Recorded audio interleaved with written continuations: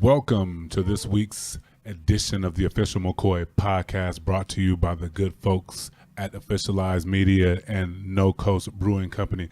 This week we have two outstanding interviews, one with Ricky Volante, CEO of the Historical Basketball League, the other with NBA veteran and COO of the Historical Basketball League, David West. And since it is the holiday spirit and we're in a giving mood, we're going to release to you both of those interviews here on the Official McCoy podcast. Here is our first part interview with Ricky Volante, CEO of the Historical Basketball League. Let's get into it. We are in luck. We have a guest, Mr. Ricky Volante, CEO of the Historical Basketball League. Ricky, could you explain to us in a nutshell, what is the Historical Basketball League? Yeah, well, first off, thanks for having me today. As for the HBL, we're striving to do is to create the best college basketball league in the world, actually, based here in the United States, where we will be compensating and educating all of the players that filter through our system. Right, as opposed to guys just going overseas and going to Division 2s and 3s in Spain and China and Korea and Mexico and all the other places that tend to be basketball purgatory and not, extending out education. I've been there, so I think I can speak on it a little bit. Yeah, it's there's been this false choice there for a long time, we think, with the traditional system, where it's either you can stay in the U.S. and get a quote-unquote free education, right, even though that's a misnomer, or you can take your best chance and go overseas or go to the G League now or whatever the case might be and get compensated, but you don't get any education that goes along with that. So absolutely, we are seeking to eliminate that false choice. So, okay, seeking to eliminate. So that's basically what you're hoping to get out of the HBL, is eliminating that false choice with the old antiquated model of shut up, you guys, you're getting your college paid for, and don't be asking for any revenue shares or any of your compensation for your likeness. That's correct. You would be, well, not you, but some people would be amazed what would happen if you create a sports league with the players in mind first. Absolutely. And if you do everything you can to create the best opportunity for them possible, all the great things that follow along with a model like that.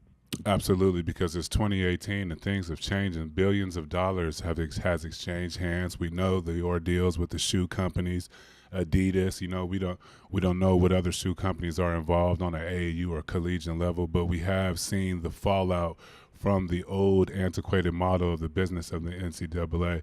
Why do you think now is the perfect time for something something like this to come to the forefront? Was it the JBA? Was it the JBA's inaugural season? Was it the G League's pivot into offering more money and more resources to people in the G League? Or are you a hooper? You know what I mean? Is this something that's been a lifelong goal for you, a lifelong goal of yours the whole time? Why do you think now is the time to bring something like this to the forefront? Yeah, so when the idea was originally created, which was by a gentleman by the name of Andy Schwartz, who's the other co-founder along with myself, yes, he was heavily involved. He was a non-testifying expert in first the White v. NCAA case in the mid-2000s, then O'Bannon, and now currently Alston.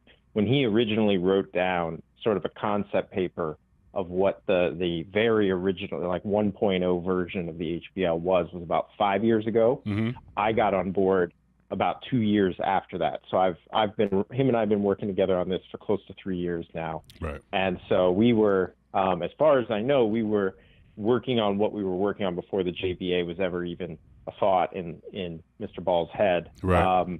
So none of what's really happened from that standpoint made us think that now was the right time.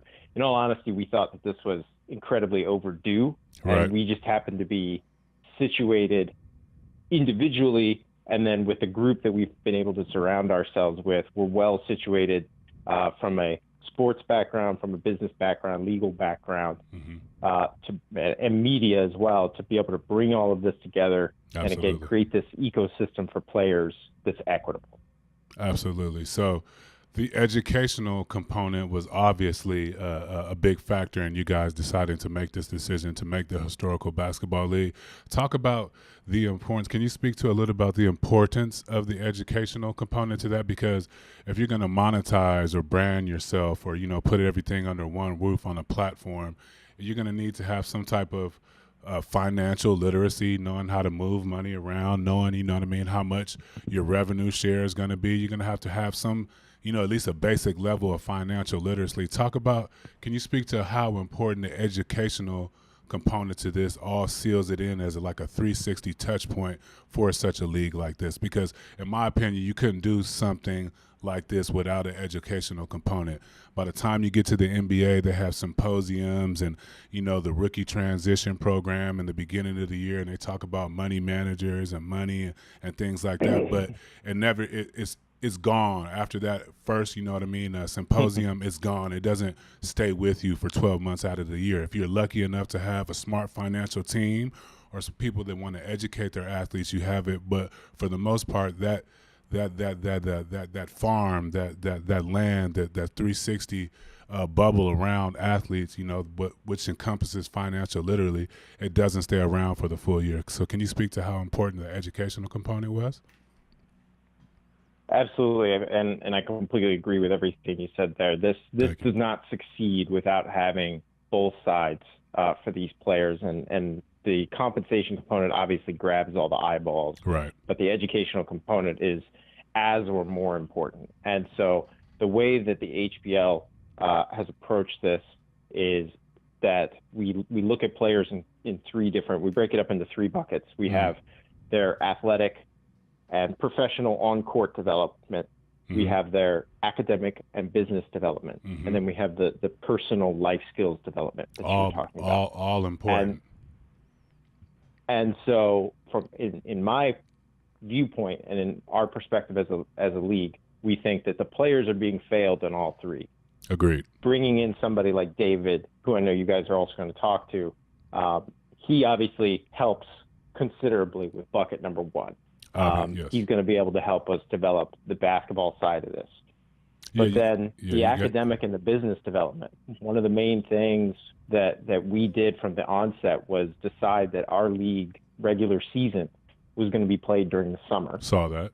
So that players aren't missing 25, 30% of their classes. They're not being forced into majors that they don't want to take, so that they minimize the amount of class or the amount of practice and game time that they miss. You've been well versed. Yeah, being forced. Right. Yeah, being forced into majors that they don't want to take because they need, that bare minimum to remain eligible. Right.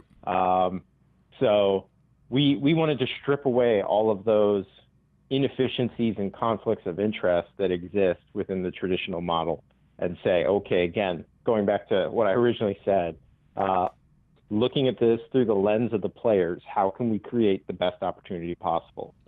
And if we can create a system that allows them to both be students and athletes, then and they're able to walk away with both pieces of it. That's part of why our scholarships are 5 years fully guaranteed. So that even too. If a guy leaves, he can come back. Yeah, he can come back and finish his degree. So what we set out to do from the beginning was holistically develop these players.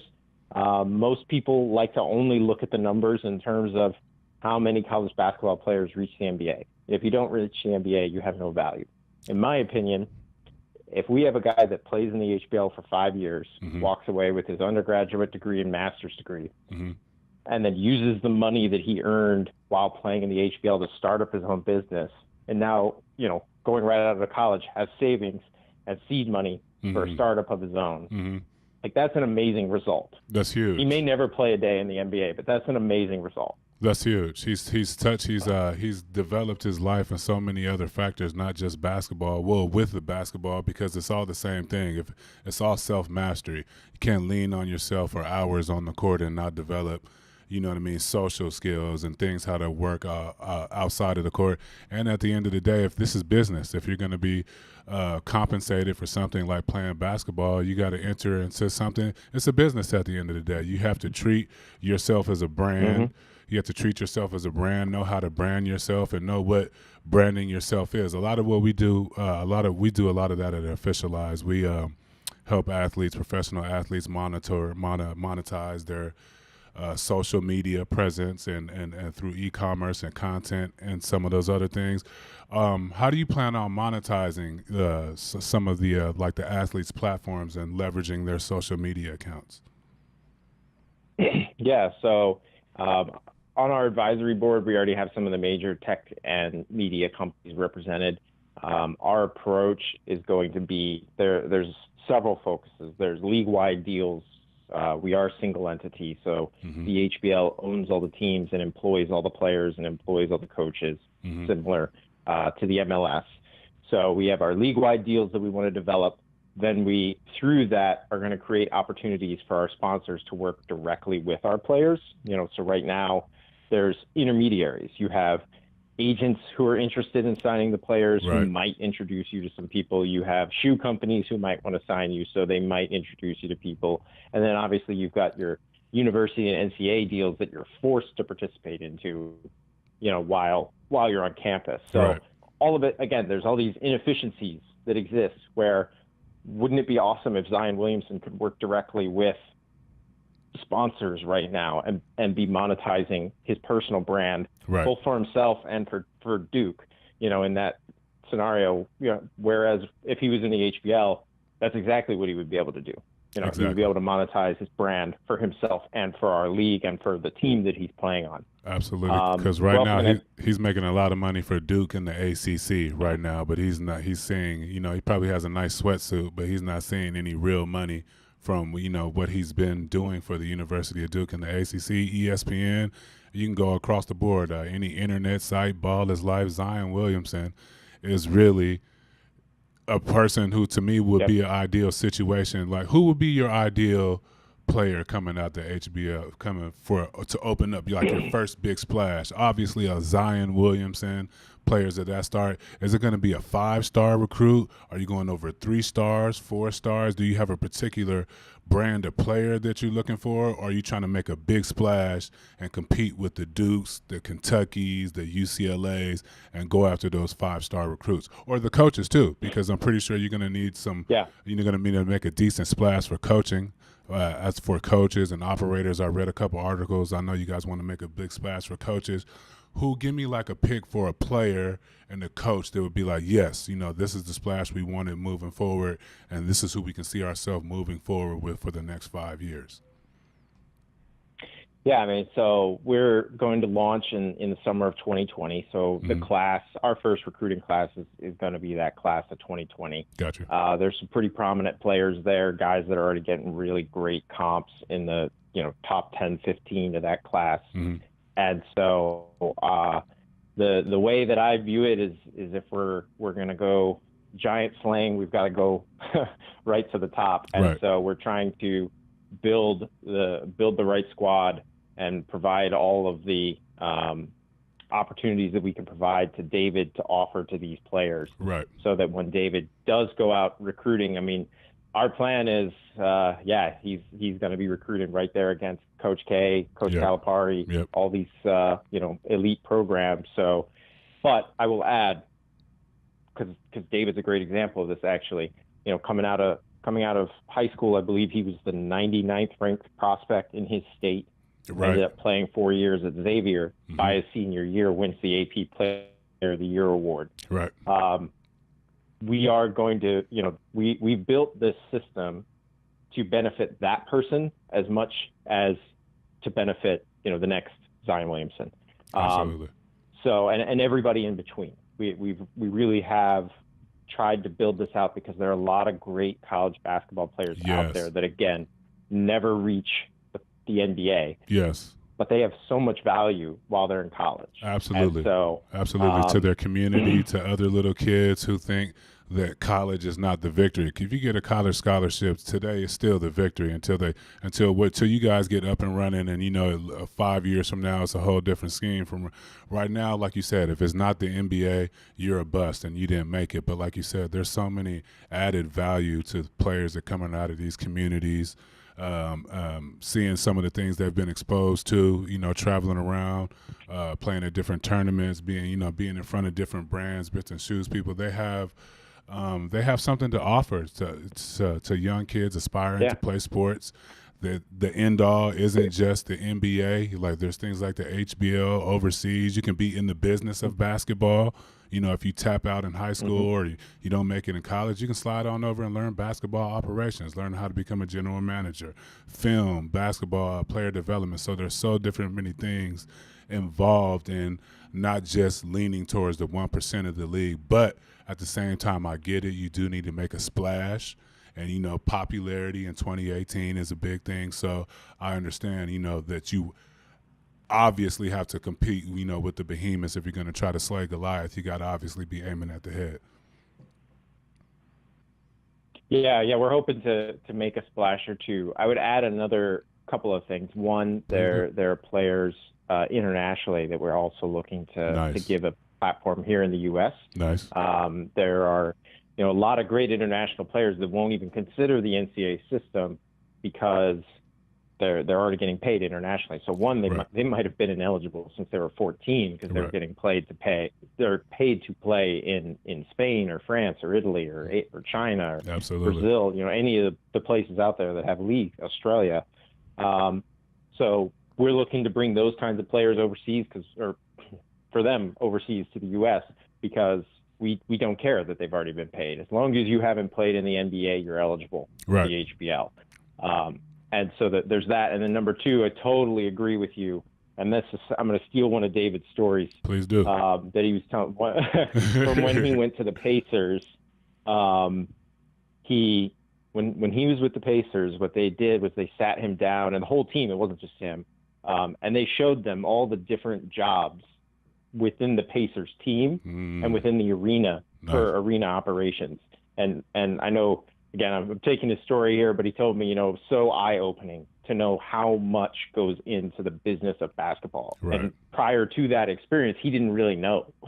Right. So that's another thing we want to do with players so that they do realize that the NBA or even international leagues is not the end-all be-all. Not at all.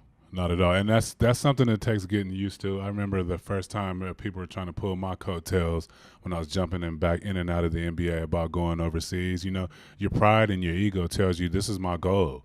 I wanted to play in the NBA. What do you mean I got to go over to Italy or Spain and play basketball? They're not hooping over there. You know what I mean? But that was many years ago now. Now, since the Dream Team and, the NBA players were involved in the Olympics and world basketball is an international game now. You traveling to Spain, getting exposed to some travel, some other culture is no different than a kid taking a semester off, to go travel and really party. But you're at an advantage because you're working and you're living there as one of the locals. You're learning about customs, traditions, how to represent yourself. Because when you're there, you might as well be like a McDonald's or a Ralph's or whatever it is, because depending on what city you're in, you might be the only minority there, American there, whatever it is. So you kind of learn to look at yourself as a businessman, what you represent. You can't be lunching over international waters. So I think that's a great play for to bring international kids over there, because they have, America is appealing to them. It's a good exchange at the end of the day. I feel like it's a fair exchange. A lot of kids can learn from what the younger players go through overseas, because it's really a job. They got basketball schools, academies that they go to. Your job is literally to play sports and learn how to basically read so you don't embarrass yourself in certain countries. You know what I mean? I've been over there. I've seen it. So I think, but their work ethic is second to none. That's why they come over here. They do great in workouts. They move up the drafts because their work ethic is second to none. And I think the exposure is perfect, especially on the level that you guys are talking about doing it on. Yeah. I mean, I'd say Doncic is showing that so much this year. Going from he's a rookie now, leading a team that many people thought had no business competing in the West this year, and now all of a sudden, look what's happening. So, those guys are prepared on a whole nother level, but they don't have a platform in the U.S. until the NBA to come over here. And so we're looking to create that. The other thing I will add is for our players, during winter break. So again, we carefully monitor that academic calendar so that we can take advantages of the gaps. We are going to take either one or two all-star teams abroad to play internationally during winter break. So that they can get the exact experiences that you were just hitting on, so they can see what it's like, get a cultural experience, get a lifetime experience, but also see how basketball is played globally. Because I think it's 1.1 billion people in one way, shape, or form participate in basketball every single day across the world. So, we want to be able to prepare them as individuals to better understand as best they can the global game of basketball, not just basketball in the U.S. And for real, Ricky, those are some of the things that they might miss going to some of these, top-notch institutions, like, going over to Italy and playing with Arizona and playing against some competition over in Italy. So I like the fact that you've pretty much given them the whole experience, but at fair value. You know what I mean? It's not under the NCAA's rules. They get a chance to grow as men, to grow as businessmen. David West, I've never heard a bad story about David West. I used to love competing against him.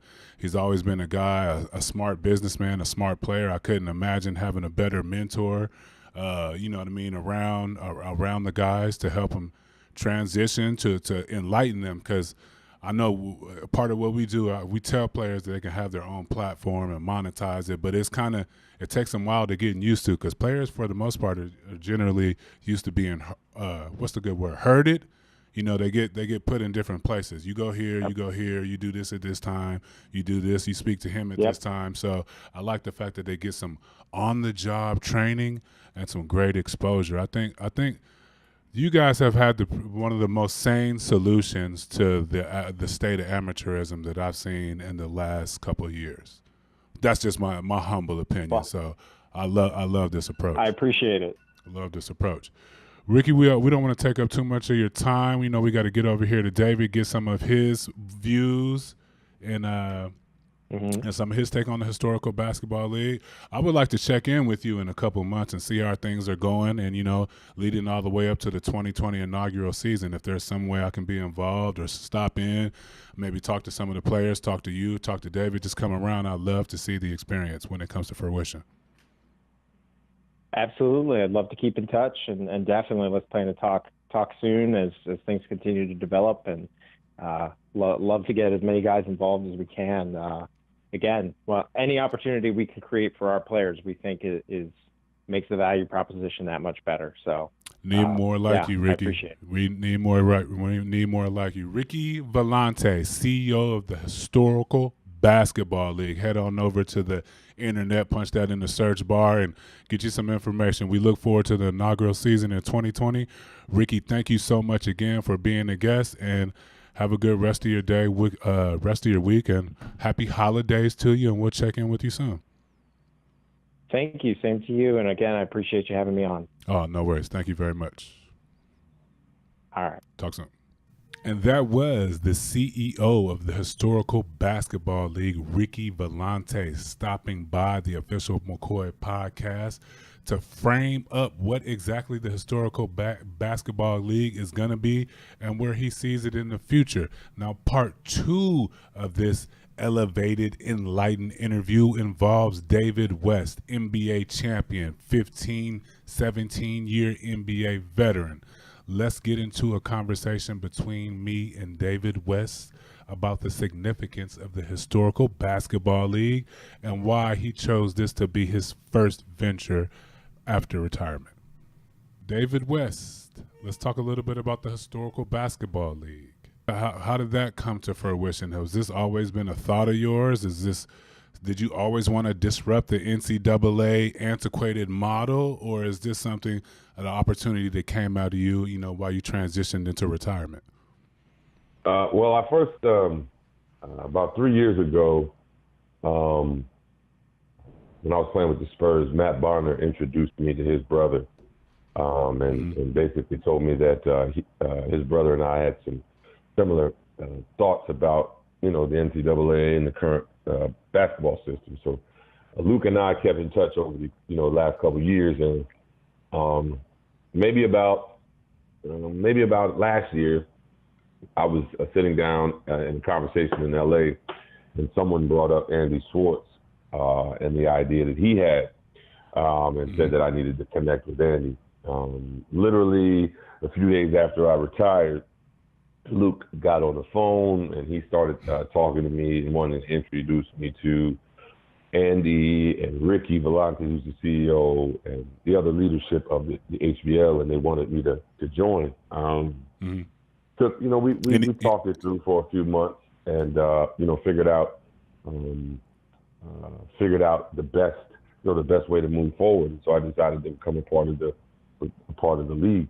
So that's how I became a part of the league. And then obviously, it's sort of aligned with me and who I am as a player and sort of as a person, and this idea that we got to find things, or we have to be a part of the change that we want. And, we've got to create systems that are more fair, more equitable, obviously provide more opportunity for certain kids and certain groups of kids. And we felt like, the group together, we felt like the HBL model is something that's needed in the market. It's a new opportunity. It's something that's fresh, something that currently doesn't exist. And, we're working toward creating a college basketball league where the athlete, the student athlete, is a stakeholder, and we treat him like a professional. We introduce him to concepts that are going to help him transition into professional life, both on and off the floor.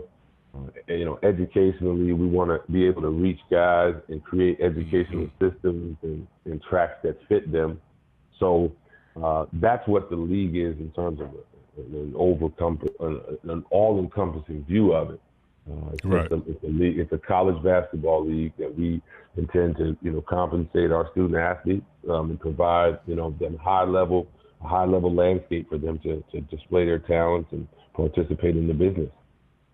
Was there any hesitancy from you at all to do this? Was you like, this is not where? Was there any maybe this isn't one of the first projects I want to be involved with right out of basketball? Maybe I should do a little bit. I know you're big in the AAU.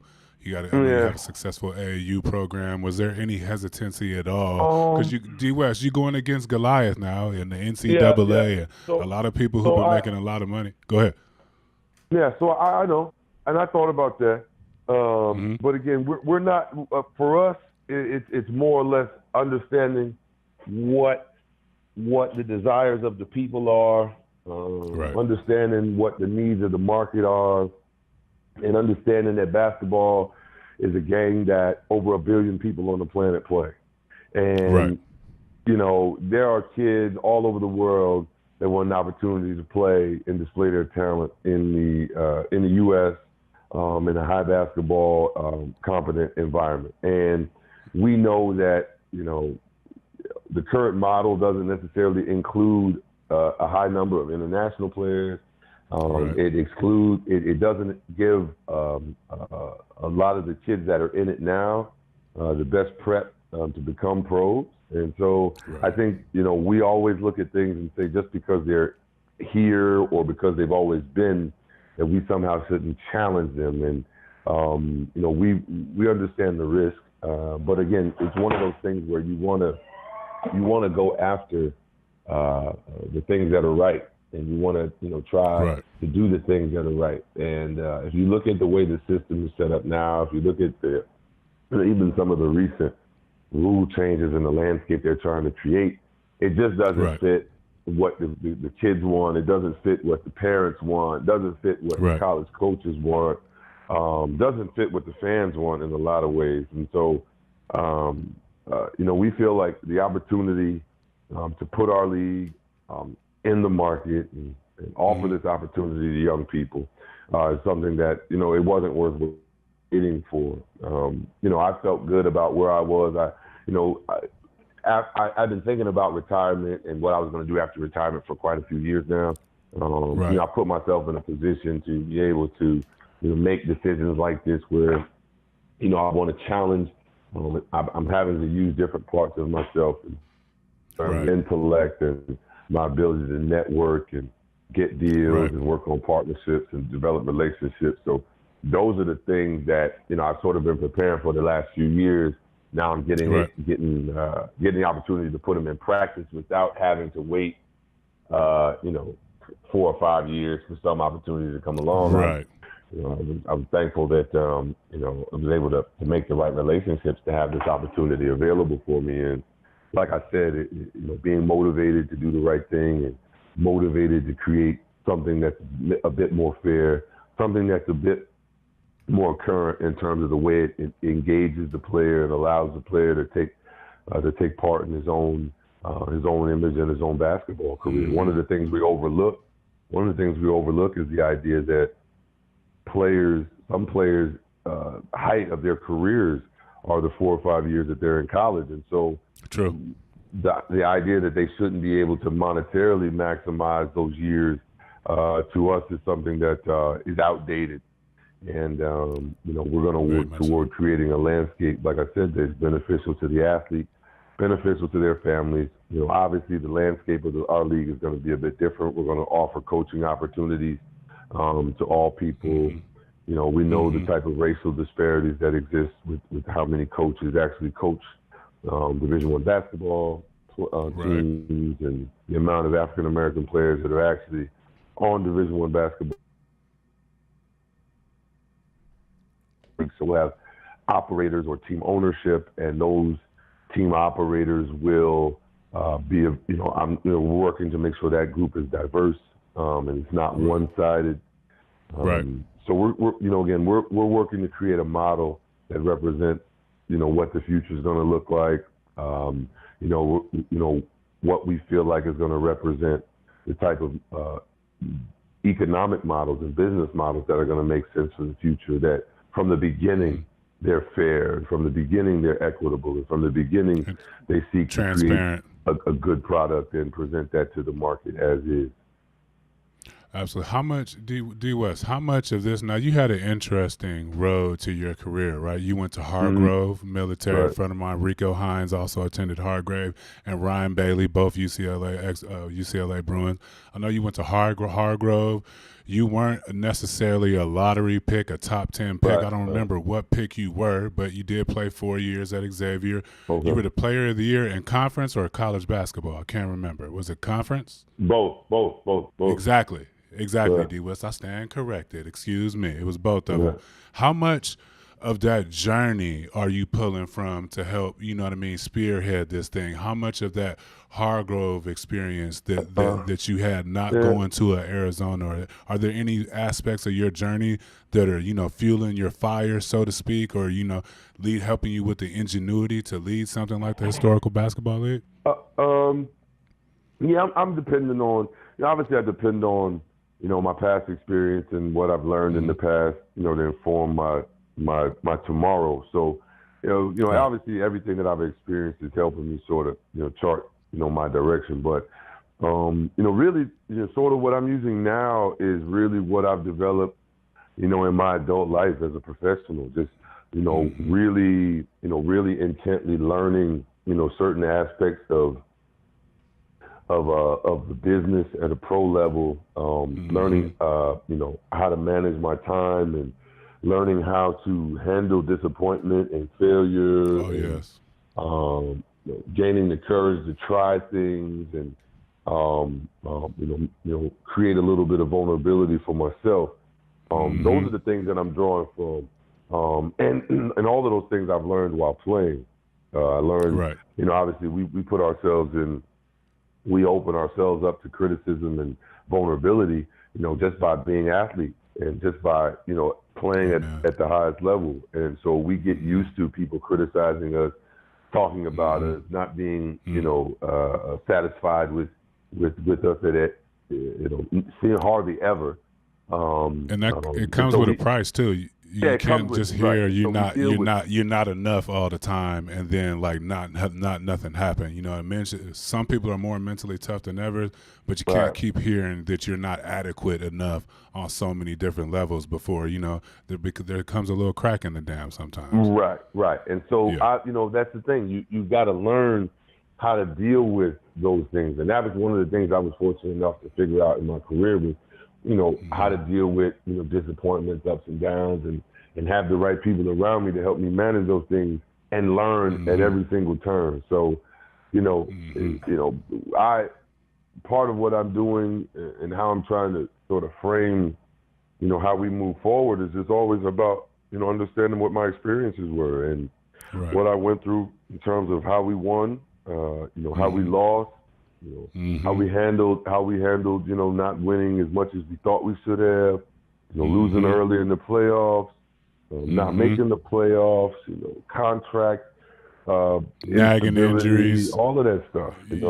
Yeah. How important, D. West? How important is it to have these players in the HBL? They're going to have you. Now, you've been in some great locker rooms. You've been in the Spurs locker room. Yeah. You've been in the Pacers locker room. You had some good people. Or did you? I don't know if you played with Antonio Davis during your Indiana, but those locker rooms had, to me, they had some good veterans in that locker room. How important is it when you're doing something like this to have somebody, a support system with somebody who actually not only speaks the language, but has actually gone through the footsteps, of some of these tasks we're asking these young athletes to do? I think it's important. That's part of why, one of the reasons I'm motivated to do this. Our voice is missing. The guys who have played at the highest level, been successful at the highest level, there's always a mediator between our voice and young people. And so yes, this was an opportunity for me to really take on a leadership role and be able to sort of create a space, a landscape where players will be able to communicate freely and openly, not only with me, but with the NBA guys and the retired players, the current players that I know and want to be a part of this. We're going to create an environment where that communication, that space is open. This is going to be, we're going to have our games in the summer, so NBA players, won't be in season, so they'll be able to attend. Beautiful. We'll get full engagement, from the guys because what I do know and I have learned over time is that even in the college system, NBA players aren't appreciated. Their expertise is not appreciated. Opportunities aren't there for them. Like I think they should be. And so we're going to be an ally and we're going to be an asset, meaning speaking of myself now as just an NBA guy, a guy who's been through it, we're going to be an ally and an asset to these young people and particularly guys who are in the HBL. Right, because an asset and an ally is what they need right now. Like I was speaking to Ricky earlier on a phone call earlier. They have allies and assets around for a little while, D. West. You know what I mean? For maybe 1 month, 2 months out of the year, or when you're right up against it, when you've already lost your money, and then comes the educational about financial literacy, or you know what I mean? They don't have a 12-month farm around them, a set of infrastructure around them from 12 months where they could bounce ideas off, get exposed to some things that they haven't been, learning some things about yourself. I think I write that on my mirror every day. Vulnerability. You have to have a sense of vulnerability to yourself for self-mastery. We're supposed to be these great athletes. We attend these institutions. We play for how many years overseas or professionally.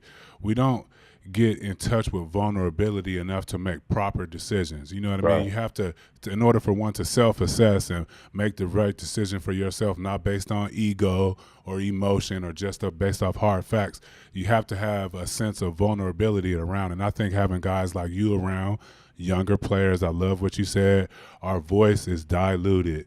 You know what I mean? When it comes to the people who can directly influence the kids and that they want to, that voice gets diluted, or you got to go through another player whose following is bigger, or his withstanding with the league is a little better than yours. And at the end of the day, we miss so many touch points concentrating on 1 or 2% of these kids, you know what I mean, that can make money for us now, and then the rest of them who have stories and brands and they can uplift other players.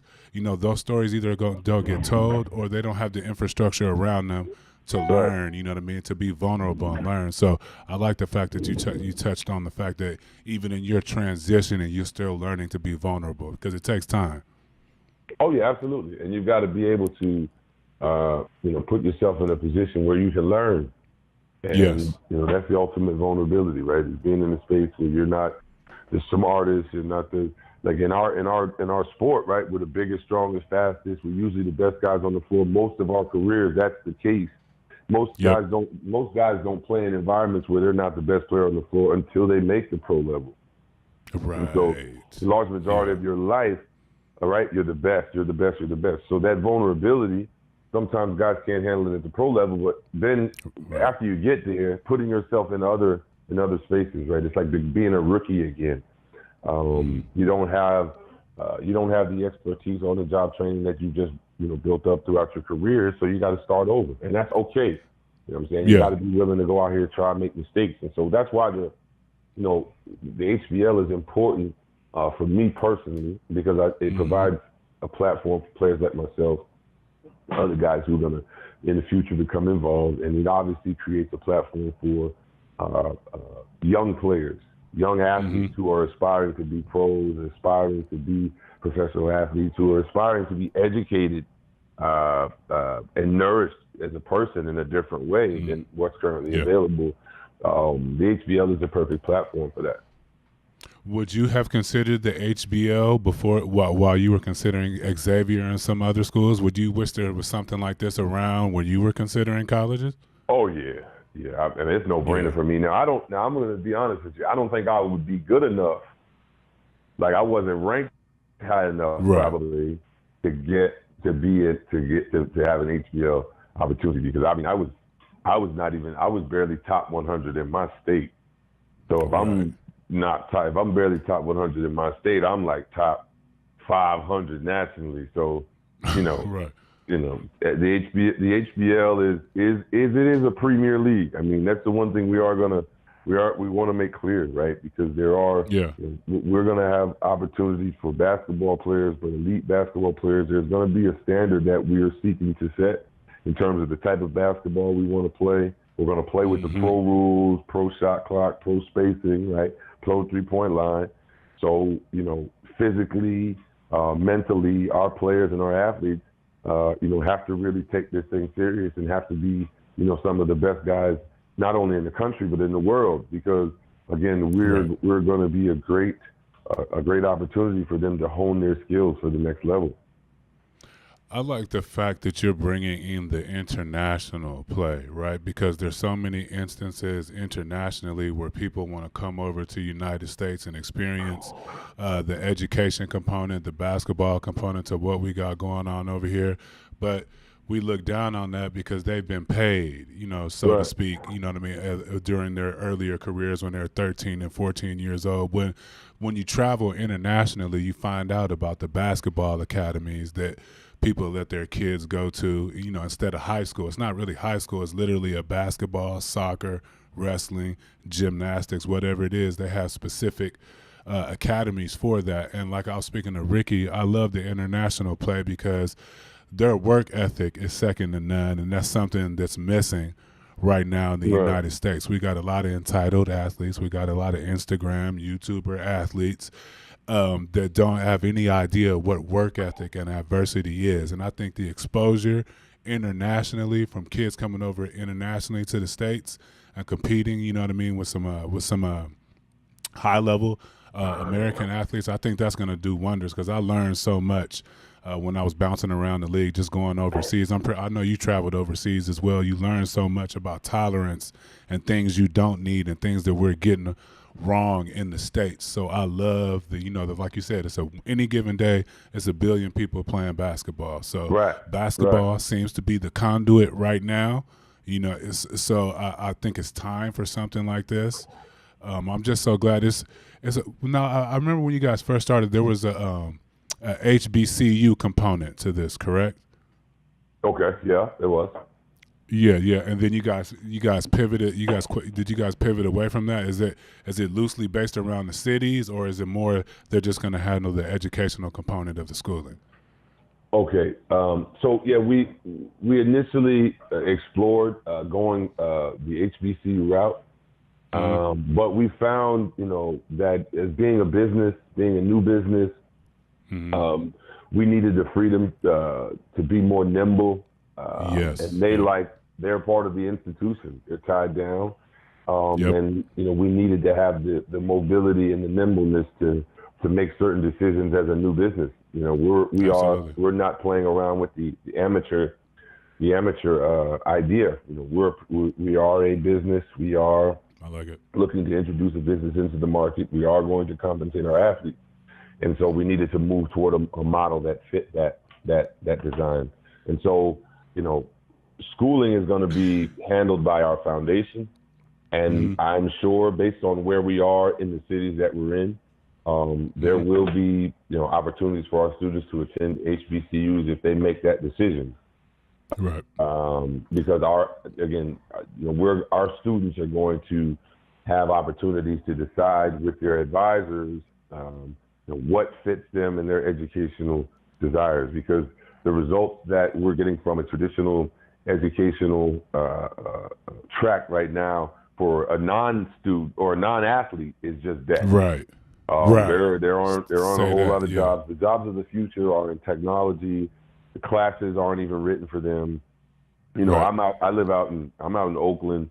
I've been in the Bay Area the last 3 years, and all the kids are learning out here is technology. They're preparing for jobs that don't even exist yet, because that's just the way the future is going. And so, we want to make sure that those types of educational pursuits are available for our student athletes. And so, again, there'll be a wide variety of opportunity for our athletes to decide, I want to go this way, I want to go that way, I want to go into a 2-year school instead of a 4-year program, I want to go into a community college program or a technical college, I want to go into a trade school, I want to go maybe even culinary arts. We're going to be very open to the idea of how our student athletes want to nourish themselves as people.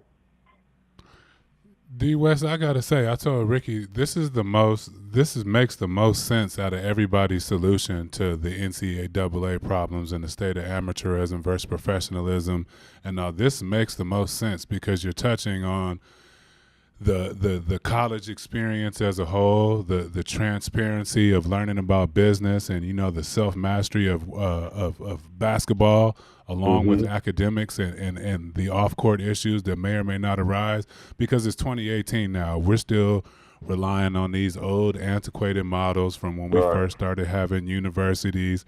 And they're seeing much more money than they ever seen before. Absolutely. And it just doesn't make any sense to where the talent in every field that we think of when you consider talent is compensated at the end of the day. You know what I mean? Like you said, you may get 3 or 4 years relief from student debt at the end of the day, but there's so much money that you left on the table.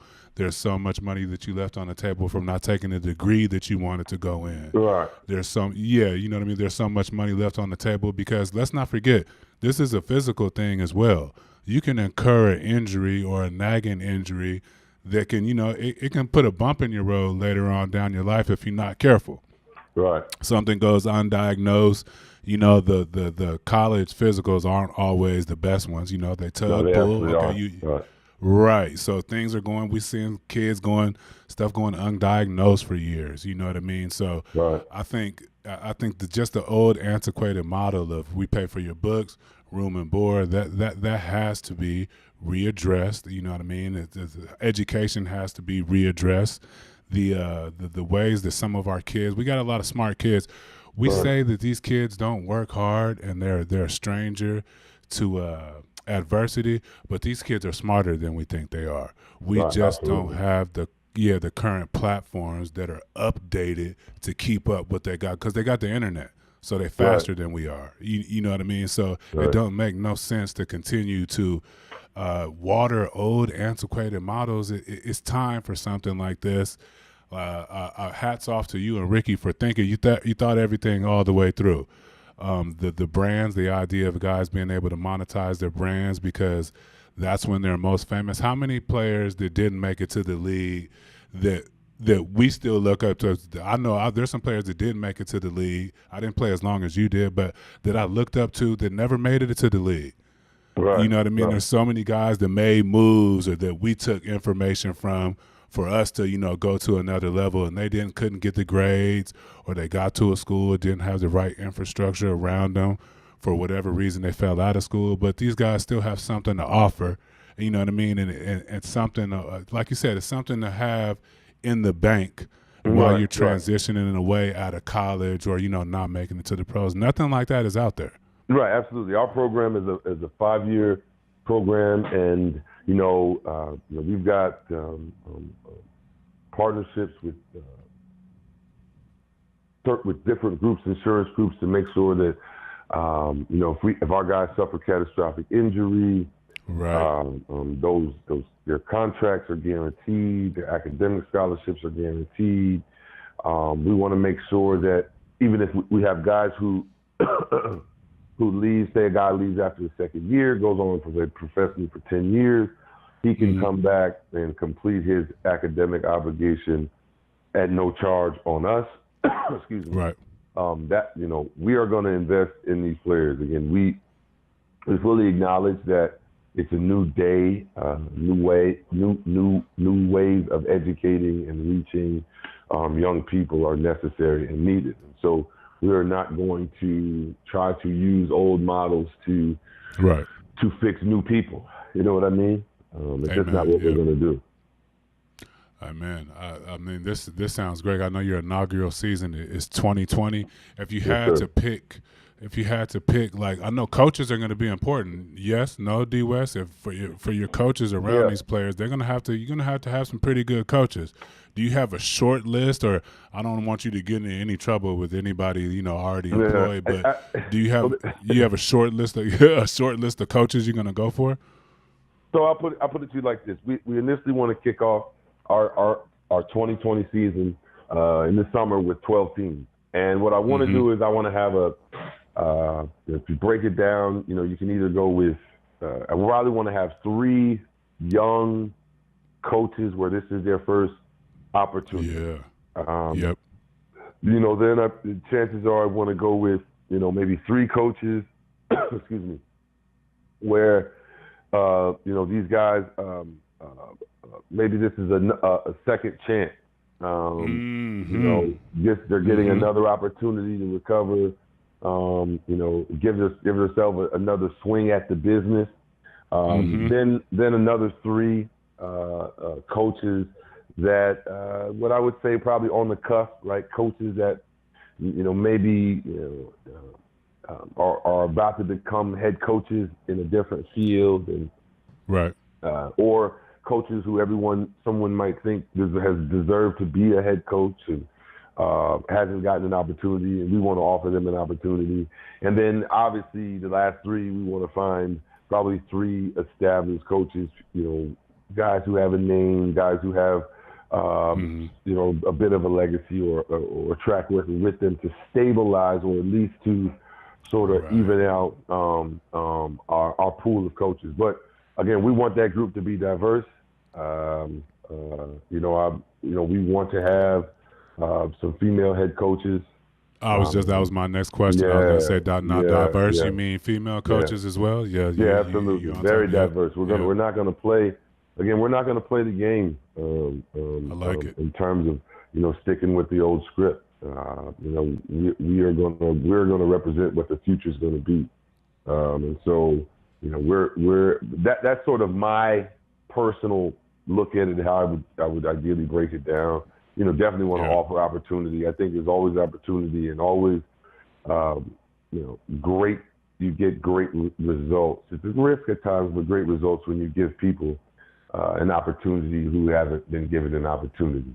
I feel like people who get opportunities, who've been overlooked, oftentimes, want to do better. They're appreciative of the opportunity, appreciative of the chance, and so they give it their all. They commit themselves to it, and that's what I'm looking forward to in terms of building out, some more of the infrastructure of the HBO as 2019 approaches. So like a lot of the coaches who, everybody can't sell themselves that well, D West, and you got some people that, like you said, like I liked how you broke up the different section of coaches because you're obviously going to have some young guys that talk that young talk. You Right. need some people who need to be basketball savants. You know what I mean? At the end of the day, and you Right. need something in between. You know what I mean, to catch whatever's missing. In 5 years, where do you see the HBL in 5 years? Is it a HBL showcase where we playing in Maui against some of the NCAA or some of the other leagues, against the G League? Is it a preseason?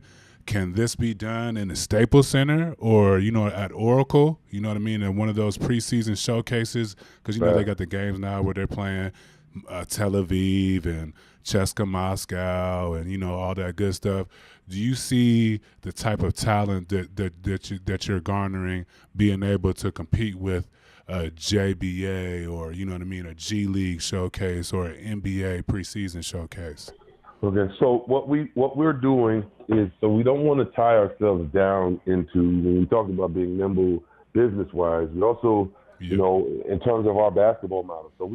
So the way we're going to do it is our season is going to be in June. We're going to start playing our games in June, play through September. In September, our student athletes will have a bit of a break, a 3-week break. Then they'll return, they'll go, and during that break, they'll get themselves acclimated into their school environment of their choice, whichever one it is they settled in. They'll live in close proximity to our practice facilities, which will be in, the respective cities, and they'll live in close proximity to the practice facility so that we have a centralized location. And then as the year progresses, we'll bring in professional trainers, basketball, NBA skill coaches. So what happens in the fall, all the NBA players go back into the NBA. And so all of their trainers are free. And so we're going to have those guys train our guys in what is our off season, which is basically October, November. And during those months, we'll bring our teams together regionally to have a scrimmage on a weekend once a month, and have our guys continue to train. In the winter, we're going to take 2 all-star teams, go on an international tour, showcase our talent in China and Europe and maybe South America. Come back in January after the break, do the same thing. Our guys go back to their trainers, go back to their individual cities. We have regional scrimmages, maybe 1 or 2 February, March, and then sometime in April, we have our spring combine where we pick a Caribbean destination during spring break. Our players go showcase their skills for the pros, for the international leagues, and then that would serve as a virtual graduation for our guys that were going to then leave our process and going to the NBA draft process. And then for everyone else, they would then go into May, which would serve as our training camp preparation month for the new season in June. So that's how we would structure our basketball. Now, in September, when college teams are going, we can't engage in that world because we're not amateurs. Right. Our kids aren't amateurs. Right. So I'm quite sure there'll be opportunities for exhibitions against maybe pro teams, but we'll have exhibitions of our own, like we said, in October, in November. And then we'll have, for the guys that, we may have another exhibition for the guys that don't go on the international tour, and then have, obviously broadcast and showcase our games when we travel internationally for the winter. So that would be those are the ways that we're going to showcase and put our players in the market. Obviously, having them play their games and play the games themselves, and having them the opportunity to represent themselves, right after high school for the next year or two, in terms of having agents and having being educated on the business and becoming business people, understanding that the international opportunities are there as well. This is another aspect of the HBL. We're going to make sure that we don't ever paint the picture that, if you don't make the NBA, that a professional. What happens a lot of times is that kids are dangled the NBA carrot. And when the NBA and what I mean by that is they're told that the only legitimate basketball that they can play, the only way they can become a person in the business of basketball is if they make it in the NBA. And my idea is that we want to be real with our young athletes. We want to find, when we find guards and we find bigs and we find players that can work in our league, can play in our league, can be productive in our league. But we're going to have professional NBA guys around. We're going to have fully engaged with the professional leagues to give this kid the best perspective. We're not going to create these barriers that exist right now. We're going to create an environment that's open, that's fair, and that is as transparent as I could possibly make it in terms of the information that we're going to be sharing with our players about their prospects, because we want them to be honest about what their future can be. And we want them to aspire to things that are realistic. And again, if the reality is your game is better suited for Europe, and you could have a career into Europe that is a 10+ year career, that is a better option for you than an attempt at an NBA shot where you don't make a training camp roster.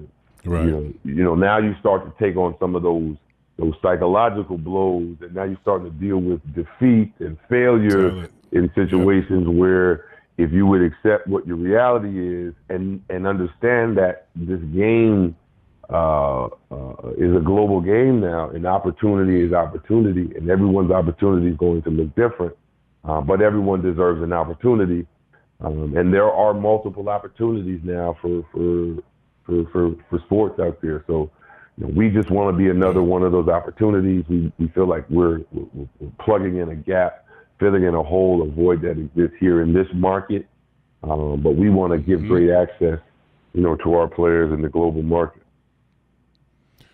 David West, the COO of the Historical Basketball League, 15-year NBA veteran, 2 titles, Xavier grad. Obviously a savvy businessman. I'm kind of pissed off I didn't get an opportunity to share a locker room with you, David. You seem like we got a lot of commonality. The stories are true. You are a man of what everybody says, a man of your word. The vision is outstanding. Congratulations. Hats off to you, Ricky, and the rest of the team. I know the inaugural season is coming up. I can't imagine the work that you have to do between now and 2020. It's going to be a lot of work, but it seems like you are game for the task. Sir. Oh, yes, sir. Yes, sir. David West, I appreciate you coming on and enlightening us on the Historical Basketball League. To me, as I said earlier, this makes the most sense for players out there as a 360 touch point. Like I said, man, congratulations on retirement. Good luck with transition. I know you keep yourself in impeccable shape, so I know you're not gonna have a problem keeping it off you, keeping that thing off your back. And I like to, I'm gonna be in touch, Dave, if you don't mind. I like to be in touch and keep getting filled in on the leading up to 2020. I'd like to even stop by, talk to you guys. When you guys get closer to 2020, come around a couple of the games, talk to you, catch back up with you and Ricky, and talk more basketball and more Historical Basketball League, if that's okay. Yes, sir. That works. Absolutely, man. My man, thank you for joining us and taking some time out of your day, and best of luck to you. If I don't talk to you, I'm pretty sure I talked to you before the inaugural season, but best of luck to you. Safe travels during the holidays, and again, congratulations on your retirement. Thanks, man. I appreciate you having me on. David West, we'll talk to you soon. All right. Thanks, Dave.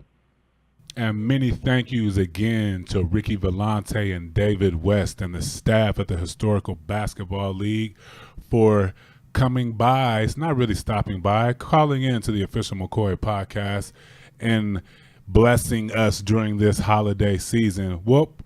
Speaking of blessed, we're not going to have an episode for you next week, but we will be on location at the Torrey Pines High School Holiday Classic. So if you happen to be in the area, come on down to Torrey Pines High School. If you got any questions or you want to banter a little bit, feel free to walk up to me. Just don't bother me during that broadcast. Once again, thank you for tuning in to the official McCoy podcast. Many big thank yous and happy holidays to Ricky Volante and David West. We'll see you next episode.